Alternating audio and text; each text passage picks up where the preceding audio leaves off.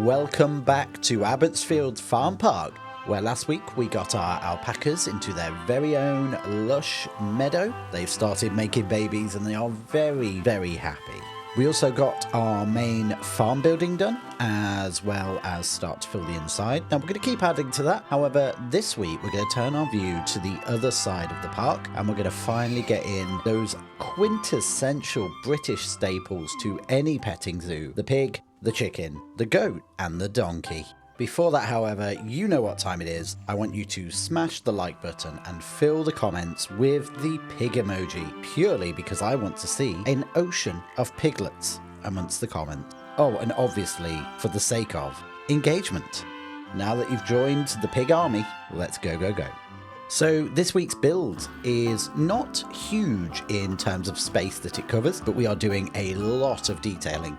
I'm going to start off by just finishing off the bridge that I made when we made the map, bringing it round onto this side of the canal and getting the surrounding bridge and pathways sorted. Fairly simple, just copying what we did last time, and that is just placing these bricks around and then topping it off with those limestone toppers. It took a bit of a while just to get the curve correct, but a little bit of working with the path and we got there in the end. With that done, we're going to jump over to building some planters. Now I want the side of the pathway here, as it meets what is going to be our brand new farming building, to have this sort of planted area so that visitors can't get through to what would otherwise be sort of like a private field on the other side. So we're going to do that using the black brick, and we're also going to do the same into the path as a form of decoration. And this is normally where they've poured the path down to make it in sections, and normally you just end up with like these little metal dividers, but obviously in this instance we can go with brick. Moving on to our farm building. Now I want this to give off cottage vibes, so the very front of the building we are going to build from painted bricks, and they will be painted white, and then the sides and the back will just be normal brick.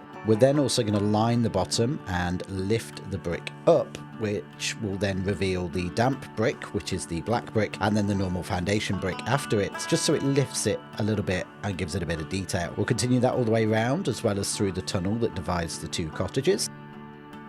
And then once that's complete, we'll move on to getting some mulch down in the beds and then covering the rest of the building in some decals. And we're going to do this so that they break up that painted surface and make it look a little bit more natural.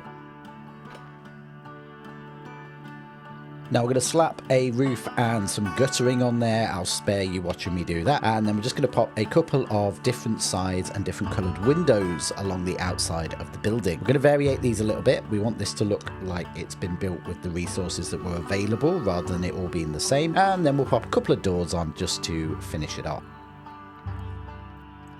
Now over this side of the park, we are also going to have a little ice cream shop. I'm going to do that by placing in a Cosmic Cow ice cream area, cladding it in the same wooden panelling that we did our farm shop, just to add a little bit of that continuity across. We're going to frame that out completely, and that includes all the way around the window at the front, and then setting it back into the building as though it was made for it.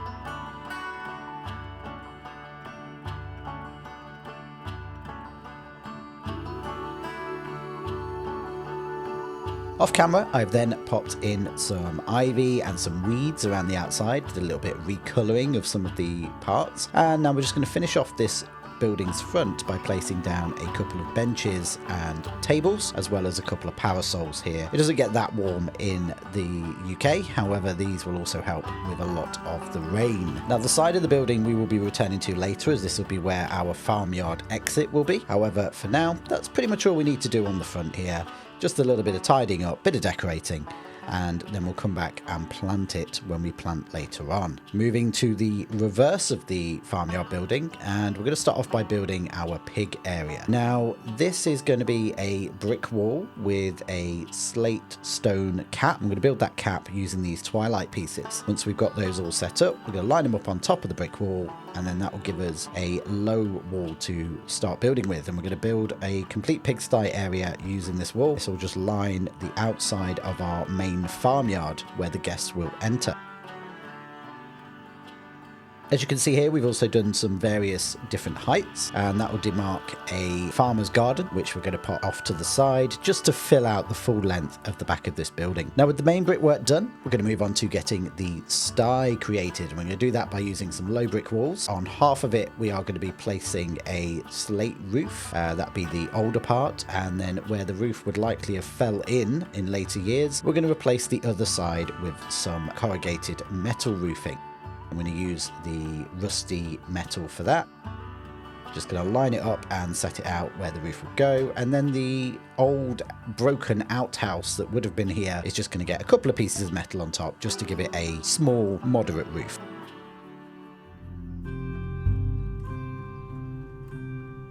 To finish off the farmyard area part of the pigsty, we're going to build a gate using the new rustic gate posts that have come with the Barnyard DLC, and then we're just going to use some stained timber to knock together a little gate and connect it with a hinge. Now, so that we don't get some animal welfare comments, we're going to extend the pigsty area with, again, the new rustic metal fences. I'm going to just build it off the side here to give the pigs an area to run around in. Keep this fairly small. We're almost double the actual size requirement for the pigs, but it just felt a little nicer for them to have a bit of room. With that done, we're going to do a bit of terraforming, colour it all in mud, and then we're going to go absolutely crazy with the decals. We use decals to really dirty up the inside of this pigsty here. I'm going to put them on the floor, we're going to put them on the walls, and I've also pulled the ground up around some of the enrichment items, which you'll be able to see in the cinematics later on. Now, with the pigsty done, we're going to move on to creating ourselves some greenhouses. And I tried a couple of different methods before settling on this one, and that's where we've used just the plain clear glass, and we're going to line it out with the marquee beams, and we're going to run that all the way around.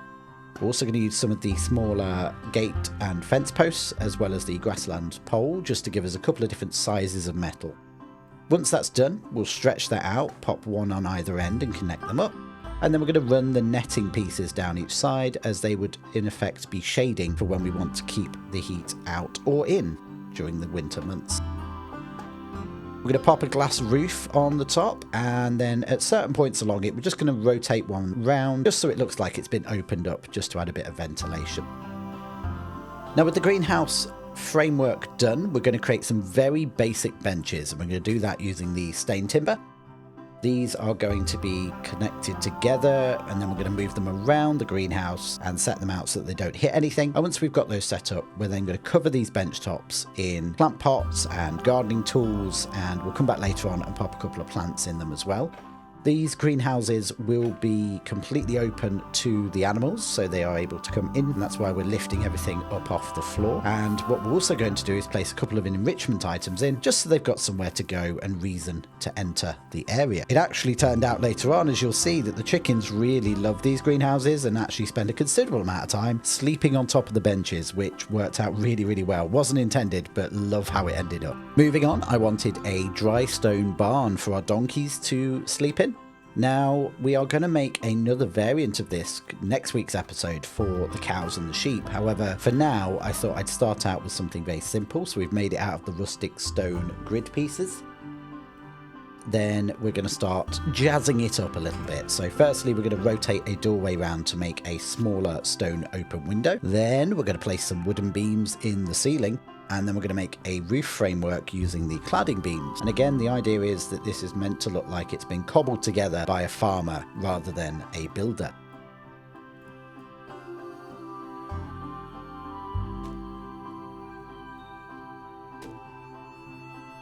Now we're going to drag those beams all the way across and attach a slate roof. And then once we've got our basic framework of building done, I'm going to go back and I'm going to use the faux rock brick piece to really just add some 3D elements to the rustic walls. This took a while, and we had to match up the colours that were present in the wall to the bricks, but in the end the effect was well worth it. Got more than enough ideas now for next week's episode, where we make our bigger broken dry stone barn for our cows and sheep.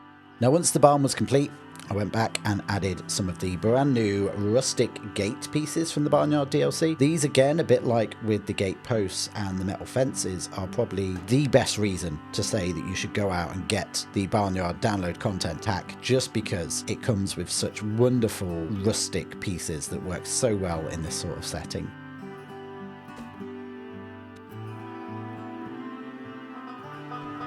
With the barn now in place, we can go and start setting out our boundaries. So we're going to reuse our fence from last episode again. I'm going to drag that all the way around. And then in certain areas, we're going to bring back the creosote hedgerows. Now these are very, very basic. They're basically just creosote bushes with the odd hosta and the odd bit of bluegrass mixed in with them.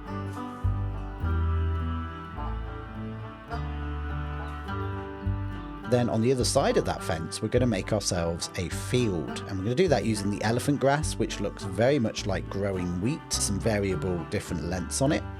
And then in the middle, you'll find that we're going to run through the tramway by rotating the elephant grass upside down. You get this dark, dead plant texture, and we're going to run that all the way up through the tram lines, so it looks like they were ran over and have died off.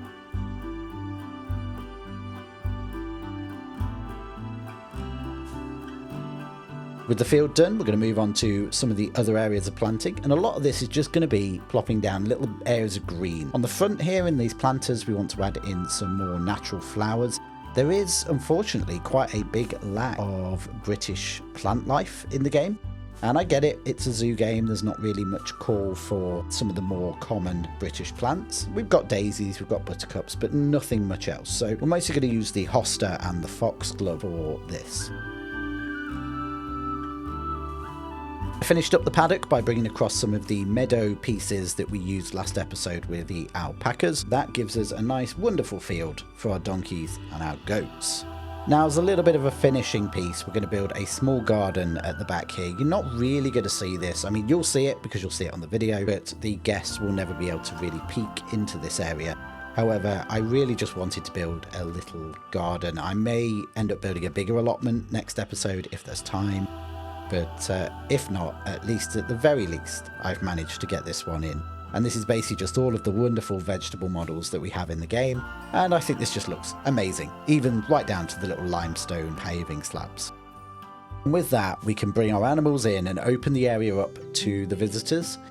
Really, really like how this turned out. Love those wonderful Victorian brick pigsties. I think they look so good. I wasn't really a big fan of the pig originally, but since getting it into the game and getting it moving around, I'm kind of, yeah, they're alright, they're alright. The main winner of this habitat, though, has to be the chicken. Having them jump up in the greenhouse and just be all over everything is amazing. The textures look great on them, the colouring looks great on them, they are animated so well. It's definitely one of the best animals in this entire pack, although that may be beaten next week as I do have a soft spot for the sheep. If you enjoyed this week's episode, don't forget to tap that like button below, and I want to see them pigs in the comments. I will be popping the greenhouses from this week's episode up on the workshop some point this week, so keep an eye out on the community tab for that one. Next episode, we're going to be getting the Highland cattle and the Radnor sheep into a wonderful walk-through habitat along the back of the farm, along with building ourselves a nice farmyard British countryside trail for our guests to walk along, as well as doing some final touching up on other areas of the farm that we've built but kind of need a little bit improvement. Then after that, the week after, we'll look at getting a lovely tour around our finished mini zoo series. And then it'll be back to Wildlands, where we have a South American habitat to finish off. So if you're enjoying the Planet Zoo content, be sure to click subscribe, and I will see you next time. Bye bye.